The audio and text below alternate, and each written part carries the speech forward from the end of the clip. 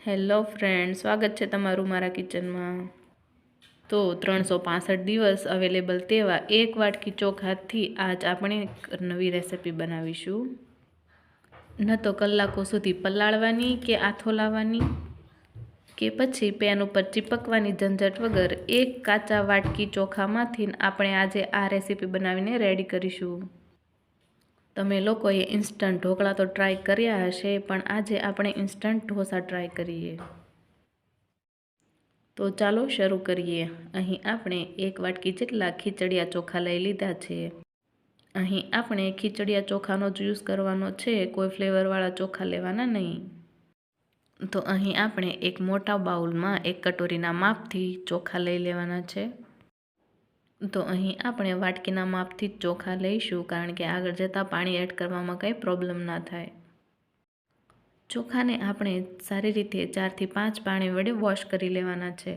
તો હવે આપણે ચોખાને સારી રીતે ધોઈ લીધા છે। હવે વોશ કરેલા ચોખાની અંદર જેટલા માપના ચોખા હતા તેટલા માપનું ગરમ હુંફાળું પાણી એડ કરવાનું છે।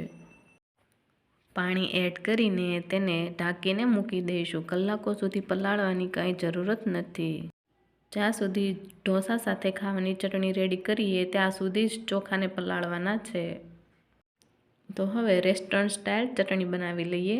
તે માટે મેં એક મોટી સાઇઝનું ડુંગળી લઈ લીધી છે। ડુંગળીને મોટી મોટી સાઇઝમાં કટ કરી લઈએ। આ ચટણી એકવાર જરૂરથી ટ્રાય કરજો। નાળિયેરની ચટણીને પણ પાછળ મૂકી દે તેવી ટેસ્ટી બને છે। તો આપણે એક ડુંગળી લીધી છે, તેની સામે 2 ટમેટાં લેવાના છે। તેને પણ રફલી કટ કરી લેવાના છે।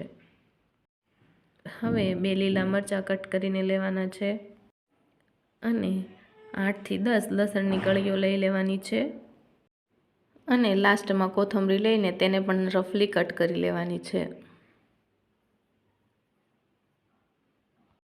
હવે ચટણીના વઘાર માટે એક કડાઈની અંદર 1 મોટી ચમચી જેટલી અડદની દાળ લઈ લેવાની છે અને ગેસની ફ્લેમ બિલકુલ લો રાખશું, નહીંતર આપણી દાળ બિલકુલ કાળી થઈ જશે। દાળને જેવી તેવી સાંતળીને તેમાં 1 ચમચી ભરીને રાઈ લેવાની છે અને આપણી રાઈ ચટકી જાય સારી રીતે એટલે તેમાં કટ કરેલા 2 મરચાં અને જે લસણની કળી હતી એ એડ કરીને જેવી તેવી સાંતળી લઈશું। ત્યાર પછી ડુંગળી લઈને તેને સારી રીતે હલાવી જેવી તેવી સાંતળી લેવાની છે અને લાસ્ટમાં 2 ટમેટાં લઈ લઈશું। જલ્દી ટમેટાં ચડી જાય તે માટે અડધી ચમચી જેટલું મીઠું નાખીશું। હવે બધું ચડી ગયું છે એટલે તેમાં 1 ચમચી જેટલો હળદર પાવડર એડ કરવાનો છે અને લાસ્ટમાં ½ ટીસ્પૂનથી પણ ઓછું મરચું પાવડર એડ કરવાનો છે। બધું સારી રીતે મિક્સ કરી દેવાનું છે અને ગેસની ફ્લેમ બંધ કરીને ઠંડુ થઈ જાય એટલે એક મિક્સીની જારમાં કાઢીને તેને ક્રશ કરી લઈશું। હવે મિક્સીના જારમાં મસાલો લઈ લીધો છે, તેમાં લાસ્ટમાં કટ કરેલા ધાણા નાખી દઈશું અને સારી રીતે ફાઇન પેસ્ટ બનાવી લેવાની છે। આપણી ચટણી પીસાઈને રેડી થઈ ગઈ છે। આપણી ચટણીને એક કટોરીની અંદર કાઢી લેવાની છે।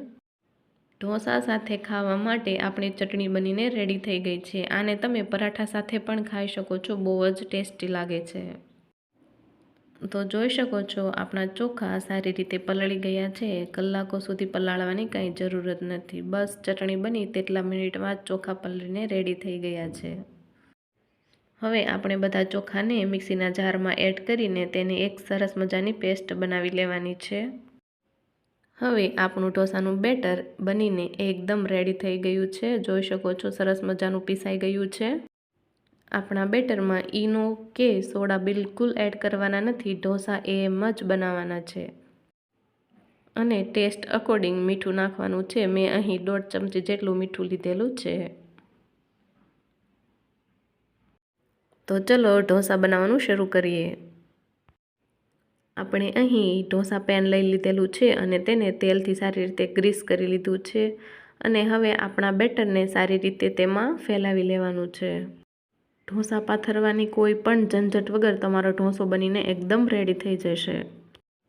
તો આપણું પેપર એકદમ જાળીદાર બન્યું છે, જોઈ શકો છો। ઉપરથી તેલ નાખવાની પણ કોઈ જરૂરત નથી, તેની કિનારીઓ હાથે હાથે જ છૂટી પડી જાય છે.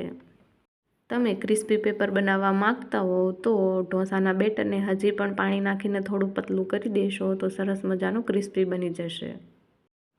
તો અહીં આપણું પેપર સરસ મજાનું ચડી ગયું છે. તો આપણું પેપર તવા સાથે બિલકુલ ચીપક્યું નથી અને સારી રીતે ઉકળી ગયું છે, જોઈ શકો છો. આ રીતે એક પછી એક બધા પેપર બનાવીને રેડી કરી લેશું. તો આ રીતે આપણા ઢોસા બનીને રેડી થઈ ગયા છે. હાથ હલાવવાની ઝંઝટ વગર આપણા ઇન્સ્ટન્ટ ઢોસા એકદમ બનીને રેડી થઈ ગયા છે. તો મારી આ રેસિપી બનાવીને એકવાર જરૂરથી ટ્રાય કરજો અને કોમેન્ટ સેક્શનમાં તમારો ફીડબેક જરૂરથી આપજો. Thank you for watching my video. Like, share and subscribe.